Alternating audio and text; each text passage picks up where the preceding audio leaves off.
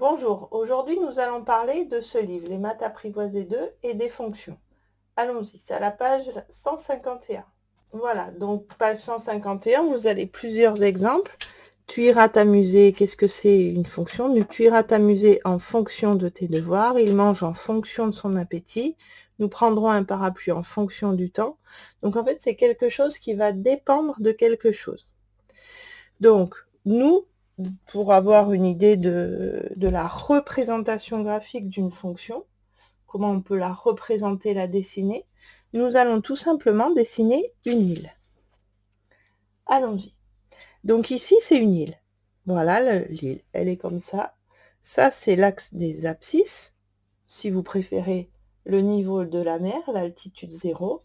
Et il faut imaginer qu'on a un petit bonhomme qui va se promener sur ce trait. Donc, au bout de mon stylo, je tiens le petit bonhomme et je vais régulièrement le lâcher. Donc, si par exemple je le tiens, puis je le lâche en -2, pof, si je le lâche, il va être projeté sur l'île.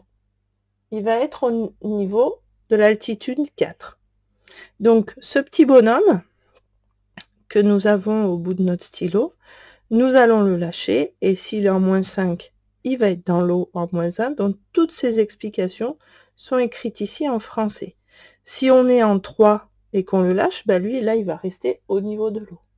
Il va être à l'altitude 0. Si on est en 2, il va monter à l'altitude 3. Voilà. Donc, en fait, c'est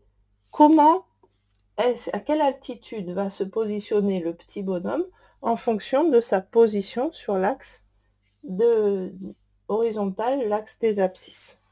Donc, cette écriture en français est traduite ici en mathématiques. Ça, c'est la position de notre petit bonhomme. Et ça, c'est la correspondance avec son altitude.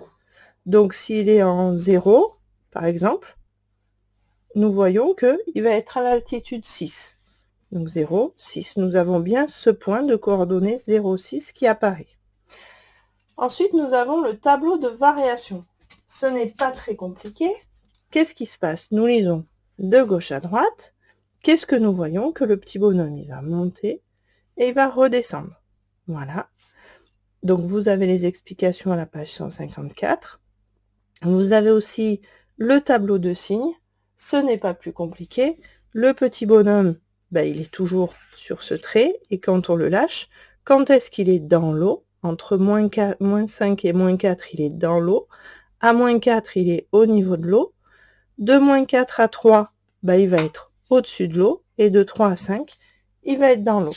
Donc tout ceci, vous pouvez le résumer dans ces deux petits tableaux. Tableau de variation, ça monte, ça descend, ou que fait la représentation, et tableau de signes.